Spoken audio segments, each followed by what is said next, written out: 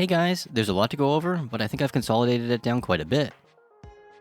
First up, there's an Episode 6 Deluxe pack on sale for $45, and you can purchase this as many times as you would like. It has a lot of interesting items like a month's worth of premium and material storage, an Episode 6 poster, Phantom and Etoile poses, Arc's badge reds, and much more. I'm not sure if it's worth buying as many times as I would like, but I may get it once. There's then 2 new AC scratches. The first is a support items pack, which has a lot of stuff that you might want for enhancing and affixing.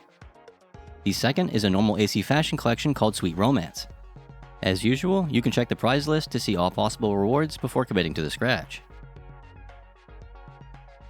Next up, if you'd like a free weapon camo that works on soaring blades, swords, and partisans, 100 star gems, and a few 100% try boosts, then type IARCSU, all one word and all in caps, right into in-game chat, and you'll then be sent these rewards right to your Visiphone. And while we're here, you'll also find that you've been sent a bunch of rewards from previous campaigns if you were around to complete them. On top of that, everyone was also sent a trigger for the new urgent quest that we'll be seeing for the next few weeks, called Where the Chocolate Be At My Rappy. And speaking of chocolate, the Arc's lobby has had a seasonal makeover into the Valentines lobby, bringing back with it the NPC Zaya, who has a bunch of client orders for us to do, some of which are repeatable daily. On top of that, the bingo is also back now too. Moving on to the new campaigns, we first have one that will give returning players a few new items to get back on their feet.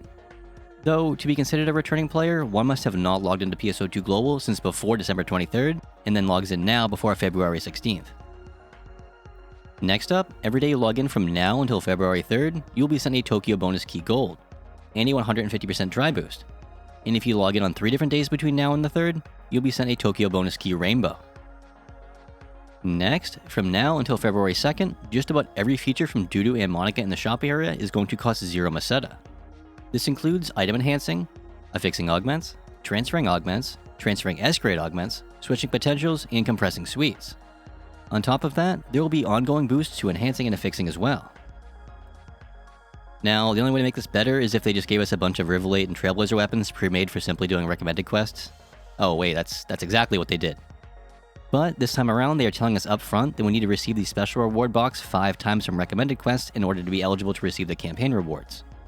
Last time there was an event like this, there was a little bit of miscommunication, but I think we're all on the same page this time. Moving on, the rest of the campaigns are tied to the new limited quest, Death, Destroyer of Worlds, in which you will be fighting Magatsu again. This will drop weapon camos, novel weapon and units, and Flotea weapons, which are actually pretty good placeholder weapons for Etoile as they have very high base damage, S-grade augment slots 1, 2, and 3, and their potential drastically increases how much PP is restored when Etoile's perfect guard. So, the first campaign that has to do with this limited quest will reward you with 6-slot, 13-star novel unit pieces for simply completing the limited quest 3, 6, and 9 times. Then the next campaign will reward you with even more stuff when completing this limited quest 3, 6, and 9 times. Now, before you go doing this limited quest 3, 6, or even 9 times, there's another campaign that will allow us to stack up to a 200% EXP and rare drop rate boost for this quest by first doing other specific quests. You can find your current boost off to the right side when selecting quest type at the quest counter. And the quests that will count towards this bonus this time are the Baron Blossom Profound Darkness fights, or the Armada Infiltration Ultimate quest. If you've never done the Armada Infiltration before, it's really fun, and has some really good drops too, as long as you don't die or take too much damage. Luckily, Arcs don't die when they're killed, unless you die 15 times in that quest and it's over. But if you're interested, I have a whole video on how to do it. Anyways, on February 3rd, this campaign will swap over to its second half, in which we will need to fight Persona in the Malevolent Void to gain the boost instead.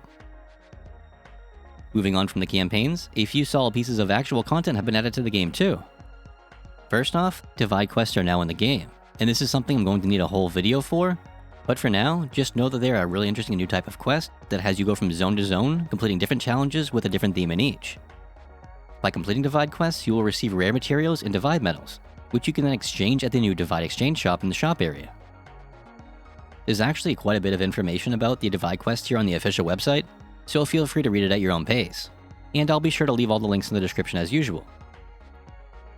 Moving over to the NPC Zig, we will now be able to create Purus and Steel weapons, previously known as Still.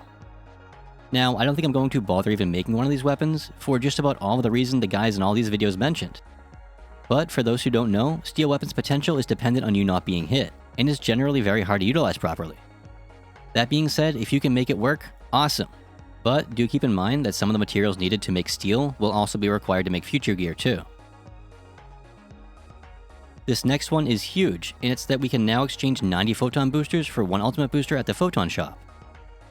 We can also exchange 10 Rising Weapon Badge 5s for 1 ultimate booster at the badge exchange shop. Now, this is something we've been waiting for a very long time, so do be sure to take advantage of it. Last but surely not least, a bunch of really good augment items are now available at the limited time AC swap shop. Remember, you can buy cheap AC items off the market and get some tickets that way, but since this is here now, each ticket or AC item is likely to go way up in price. And that's about it for all the new stuff this week in PSO2 Global. As I mentioned before, I will be breaking down some of these topics in much greater detail, so expect some of that from me in the near future. And until next time, take care.